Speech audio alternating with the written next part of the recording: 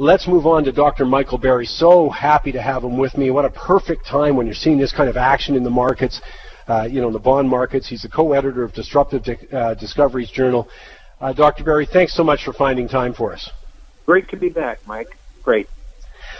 Can we just start with, this is a broad-based question, but let's start with just the market, especially in the bond side of things, reaction to Mr. Trump's victory. The only word I can describe it is surprising. I mean, everybody missed it. And, the night of the election, you'll probably recall gold, when it looked like it was going to be in question, gold went up to $38. And then by the time the next morning rolled around, gold was on its way down. The markets had decided, Trump's going to win. So, therefore, there's going to be a big fiscal deal, and interest rates are going to go up, and all these things changed literally. Now, I think this is a knee-jerk reaction to his presidency because we haven't even seen his advisors really, and how they will deal with the current situation. So, I find it very, very interesting. A seminal time in the history of this country. Clearly, the country rejected the status quo and went for someone that's promised a lot and is untested at this stage of the game. Yeah, we were talking just a bit earlier with Michael Levy about that bond market change. I mean, we saw yields go up really throughout the world, including in Canada, but in the U.S. Led by the States. I mean, I think the implications of that are huge. I mean, why would you sit in Europe with potentially a 10-year bond at zip, and you can move into the States and a 10-year bond over 2.3% again? So just on that level alone, I see big shifts happening here. Absolutely. The demand for the U.S. dollar is going to go stratospheric, and at least until we see the smoke clear on this, which will probably be for 6 months or a year. And you can see the reaction to gold and precious metals. And the markets believe that interest rates will go up. They believe that the Trump program will be put into play. And I've had a number of insurance people call me and say, gee, my clients are wondering what happened to my bond portfolio. So we have to recognize it has been a very long, very extended bull market in fixed income securities and bonds, and at least at present, that's over with. Yeah, it's interesting in this regard, too. I mean, just to remind the audience is how many ramifications there are. I mean, we saw the Canadian dollar go down, as you say, with the U.S. dollar going up. The euro got killed. But here's another one, though. I don't see how pension funds who've got this fixed income, who most of the time have unfunded liabilities, they don't have enough money set aside to meet their requirements, man, they can't take a bond market loss on top of that. I mean, what the numbers estimated are $1 trillion lost in about 10 days, but the ones I think about is the pension fund crisis is only going to get worse if we now start having a debacle in the bond market. Well, Mike, you're absolutely correct. And not only that, but remember, there's a big government refunding that has to be in play here in the near future, and refunding at much higher rates is going to be very difficult for the federal government. So there are a lot of different implications that have not yet been factored in to the economic scenario. And it's anybody's guess right now what will happen. I presented at the Federal Reserve in September, and it looked at that point like the Fed was throwing up its hands. And I had a number of people say to me, well, what does it mean? And, at that time, neither of the candidates was addressing these issues that have now come to fore. They were accusing each other of all kinds of things. So now we have the reality of the bond market being what it is, the dollar being what it is, gold being $100 lower than what it was. And this all has to clear in the next few months, and we will see if a fiscal program will save the Federal Reserve. Well, we had the Federal Reserve out there this week. Janet Yellen was talking about, again, keep at least talking the higher short-term rates when she was saying that the probability or the circumstances are now very auspicious for a rate increase. What did you make of that, or where do you sit in terms of the Federal Reserve raising rates in December, and even past December. I mean, it's a quarter point they're talking, but something more substantial in the year to come. Well, it will be against the wishes of the president-elect and his team of advisors, I'm sure, but it will happen now. Now, when I presented in September, the Fed was thinking about all kinds of things. They were thinking about negative interest rates. They were thinking about going away from cash. They were thinking about the so-called helicopter drop. They have been at least temporarily saved by the bell. In other words, they've been saved by this election result. So, you know, they will step in, and this will be against President-elect Trump's and his team's wishes. And I think you'll see that Chairperson Yellen will probably serve out her term to January of 18 and then be replaced by a more conservative member of the academe at the Fed. We will see a 25% basis rate increase in the Fed funds rate. It won't mean much, I don't think.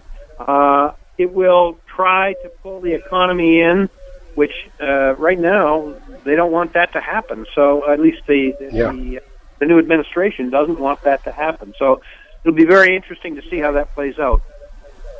It's been fascinating. One of the things I've been talking about, or the way I've been talking about, is that we've got a two-tiered economy, and I think it's that played out in this election to at least some degree. That, you know, if you're a manufacturing worker, you know, who's been there 20 years, you've got real problems with technological substitution by far, number one, and number two, international competition. Trump didn't talk about the technological side, but I'm just looking at that, and who benefited? Well, you've got this sort of digital economy that's also that seems to be doing pretty darn well, at least in some areas. I just don't see how the Federal Reserve can rescue any of that stuff. I mean, to me, they've been trying the same things for a number of years, so I got to believe that they're scratching their head at this point.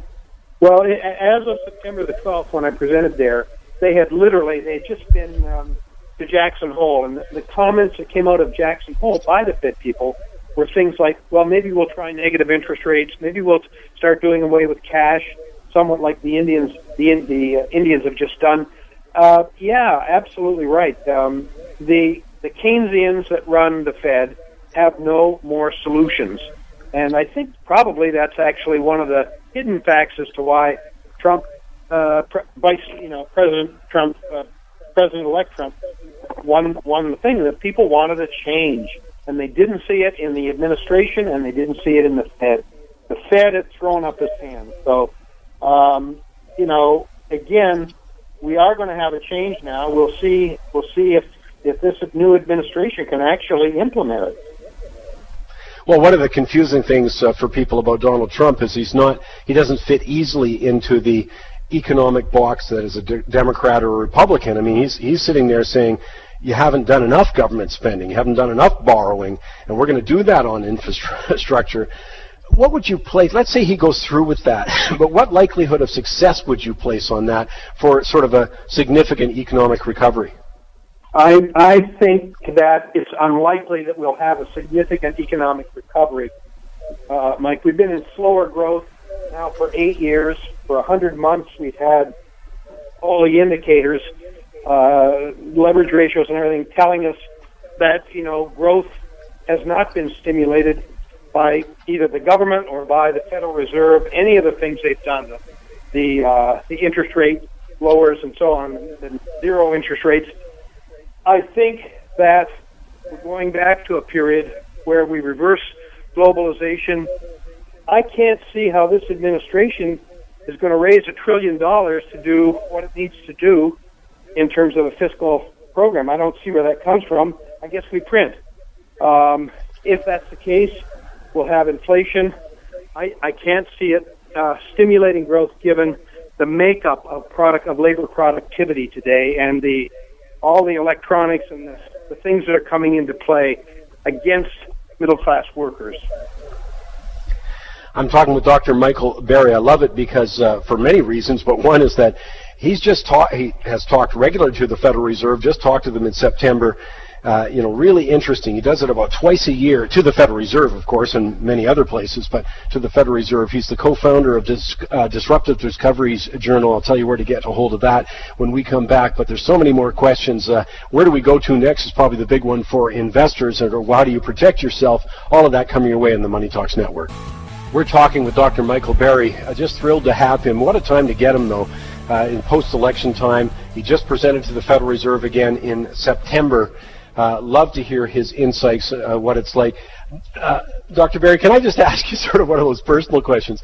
When you go into that room, what is it like when you're presenting to those people? I mean, in terms of, do you go, are you guys nuts? Or do you go, have you got it yet? I'm just wondering the nature of that conversation. Well, it's always interesting because it's actually a very large group. It's not only the Federal Reserve, but the FDIC, the COC has representatives, controller of the currency, and they're all there.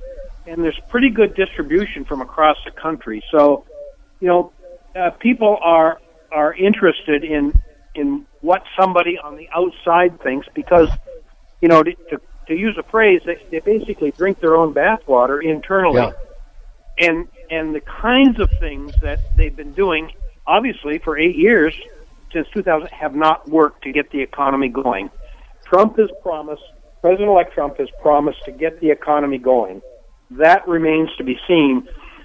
We talked about interest rates. Mortgage rates are going up, and that affects the housing market. So there's a lot of pros and cons here that we don't know about. What Janet Yellen is now saying at the Fed is that we are going to raise rates, and we are worried about inflation that may be generated, and so we will be the counterpoint to the Trump administration. And I don't know how that will turn out, frankly. It'll be interesting to see. I was asked in the presentation, toward the end of the presentation, which I sent you a copy of, what's going to happen? And I said, the two candidates are not discussing economic issues, and they didn't. They didn't discuss economic issues at all. They discussed each other.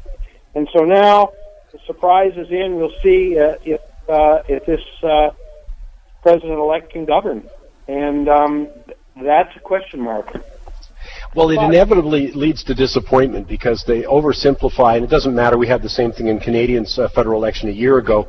They oversimplify. They pretend it's that simple as Mr. Trump just did. We'll get economies going.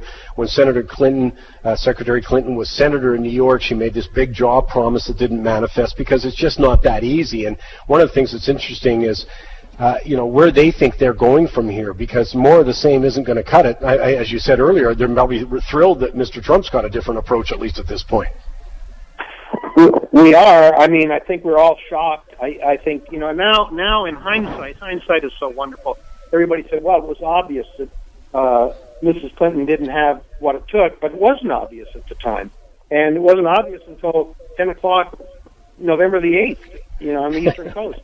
So now we have this notion that we're going to bring jobs back, but the job market has changed. So this is a much more complex situation. It's also clear that the Federal Reserve, with its current line of thinking, is out of bullets. So, all they can do now is basically raise rates to try and avoid the inflation that's likely coming. We do see now a recovery. The Trump administration is going to spend somehow, and that will have an impact on the economy, I think. What do you tell individual investors, people who come up to you and say, what about me? I mean, do we have to wait a little bit to see how this plays out? Because there's so many questions at this point. I can tell you in Canada, they're talking an awful lot about a softwood lumber deal, awful lot about NAFTA and any changes there. So there's a list everywhere of what's really going to happen. Does that just tell you as an investor sort of to step back for a little bit? No, I don't think so. That's sort of, I know people feel that way. My sense is you have to be diversified. You absolutely must be diversified. So that means that if you're 90% stocked, because the stock market has been boiling now for the last, 6 or 7 years, relative, at least in this country it has, you need now to be thinking about allocating to different sectors of the economy. And that's now the safest way. I think the stock market here in the U.S. is due for a dramatic correction. It's just really, really significantly overvalued, and I've said that for quite a long time. So I think diversification, and again, you need to have precious metals because they're cheap. They're as cheap probably as they're going to get for a while, and we've seen a huge move down in gold and a huge move up in the dollar and a huge move down in the bond market. Very big knee-jerk reactions, and they will revert to the mean over time. So I think it's very important to have diversification in your portfolio. Everybody should go to the financial planner and insist on a re-examination of the portfolio relative to assets that are not now in the portfolio. I think that's great advice, by the way. I mean, look how fast things are changing.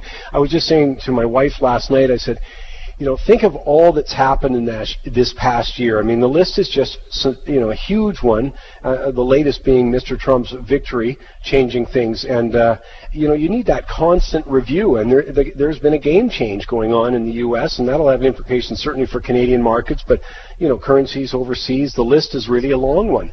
And I think that's just great advice. It's time to sort of rethink stuff and reapproach it. Agreed. Absolutely, Mike. Well, as I say, let's leave with one last thought. We've got the U.S. economy, at least part of it, showing some strength there. We see the rising rates. Do you have a forecast yet for what you see economically in the next year? I think we'll begin to see a higher growth rate simply based on the new administration. But remember, the new administration will try and hit the road running, but I think sort of by the middle of the year, by the time I present to the Fed in the fall, I think we'll see growth rates probably at 3.5%, just based upon the fact that there is a change coming, that they will spend and they will make some real changes in the structure of the economy. They'll try and bring cash back from overseas from U.S. companies that have it overseas. They're going to probably do a tax effect. Remember that both the House and the Senate are Republican. So a lot will happen in the next 2 years, will have to happen in the next 2 years if this administration is successful. Well, Dr. Berry, thank you once again. We just so appreciate your insights and the time you take to share with our audience. Much appreciated. And have a happy Thanksgiving.